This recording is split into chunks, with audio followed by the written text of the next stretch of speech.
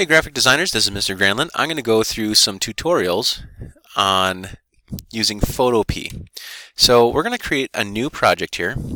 Some of you may have already done this. It gives you an opportunity when you click on New Project. You can decide to use pixels, percentage, millimeters, and inches. We're going to make this 7 inches wide, 5 inches tall, and resolution DPI of 300. And this is for our first Photoshop picture. So we're going to try putting pictures in here, messing them using filters, paintbrush, see what the different tools do, and then turn in what we got. So I'm going to click Create here. We have a nice white page, and let's try something. So let's go to Images.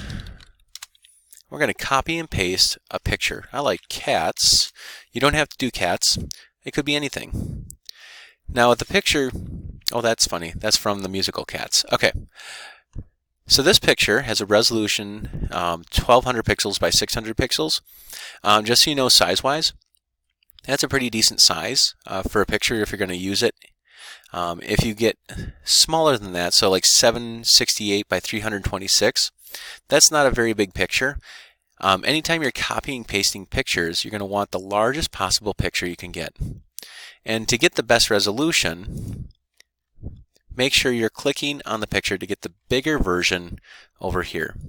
Right click and copy the image, and then we're going to go back to Photopea and paste it in. So we're going to use the menus here, edit and paste. Now when you're using Photopea, there's a couple of differences to Photoshop.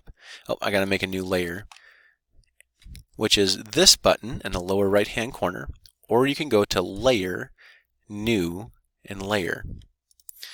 Now I can edit and paste my picture onto that new layer.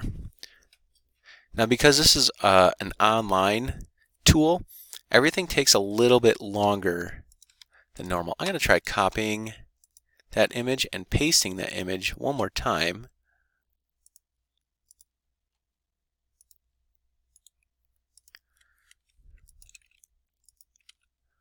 There we go. Now if I want to move this image around, I use this tool here. If I want to select part of it, like a rectangular part of it, and delete it, I can use this first tool here.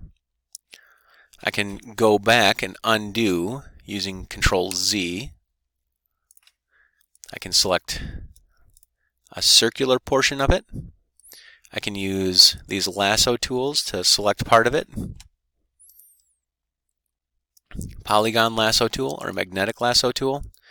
A magnetic lasso tool kind of sticks to the edge of whatever you're going around. So it wants to stick to the edge of the eyes or the edge of the fur there, or the edge of the picture. And what a selection does is it allows you to just affect things inside of the selection. So you can see I'm coloring past the edge of the selection, but it stays inside the selection where I'm painting. I'm going to take my picture, move it, and I'm going to free transform it, which is Control-Alt-T. I can grab these boxes, make it bigger, and make a bigger picture, stretch that cat out. Some other fun things to try are these filters. So I'm going to go to the filter gallery under filters and try some of these things.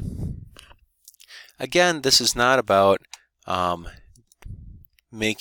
following my steps exactly and doing everything that I'm doing step for step. It's really about experiencing and trying different things inside of Photoshop to get a feel for what you want to do. Just see what's there. So we're going to continue to play. I'm going to try the stained glass effect. Click OK. That's kind of neat. I'm going to try and make another new layer. And I'm going to use this tool, the gradient tool.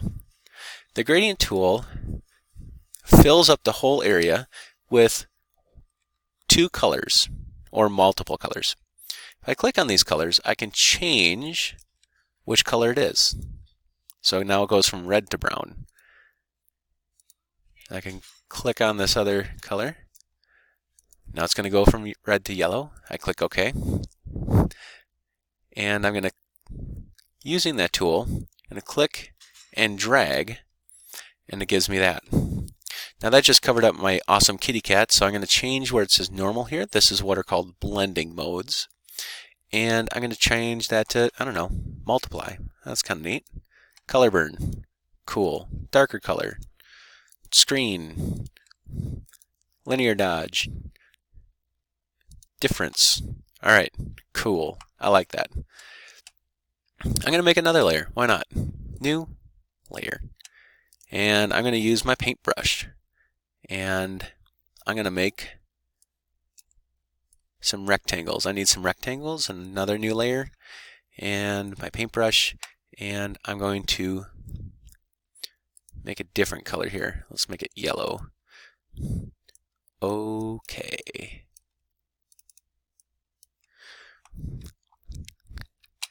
I'm going to try putting a filter on that. I don't know. Let's try render clouds. What does that do? Oh, that did something different. I don't want it to cover up, so I'm going to go to soft light. Let's see what else we got. Dissolve. Nope, don't like that. Color dodge. Lighter? No. Color? Alright, we'll do that. And so it's all about just playing with it, trying different things, work on this for between a half an hour and an hour, and then when you're done, turn in what you got. So I'm going to go to File, and we're going to go to Export as JPEG. Now anytime you're turning something in, you're going to export it as a JPEG. Now if you need to work on this project for several days in a row, I recommend you go to Save as PSD. So let's say I wanted to pause here and save this to work on it tomorrow. And it's going to download a Photoshop file. And I'll save that Photoshop file, and then when I want to work on it again, I can open a Photoshop file, and that is in my downloads. It's called New Project .psd, and it'll load it up back onto Photopea so I can continue to work on it. I'm ready to turn it in, so I'm going to File, Export as JPEG. I'm going to crank the quality all the way up, so I'm getting 100%. We're going to click Save, and it downloads that JPEG file. Now I'm going to go back to the Schoology site, and if you haven't turned in your first graphic arts picture, you're going to click on that, and off to the right here, you're going to have an area where you can click Submit. Go ahead and submit your project. Now know that if you're using Photopea for this class, you'll actually probably be able to follow pretty closely to the Photoshop tutorials. So even though this might not be the exact program that you're working on, many of the things inside of Photoshop are available in Photopea. It's a pretty close recreation. The tool names are the same, filter names are the same. It's a very good tool to use if you're using Photopea.